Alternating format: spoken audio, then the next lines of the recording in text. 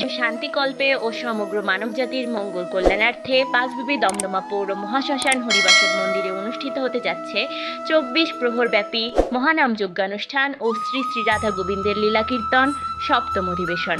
নমস্কার, আমি তাথুই দাস।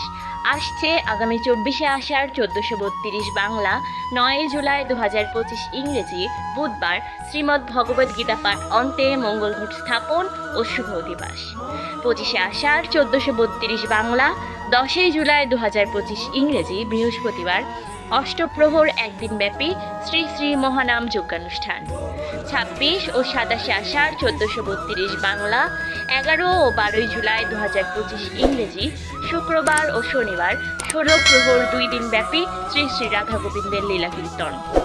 ২৮শে আষাঢ় ১৪৩২ বাংলা, ১৩ জুলাই ২০২৫ ইংরেজি রবিবার কুঞ্জভঙ্গ শ্রী মন মহাপ্রভুর ভোগ মহোৎসব অন্তে মহাপ্রসাদ বিতরণ, দধিমঙ্গল ও স্বমহিমায় মহন্ত বিদায়।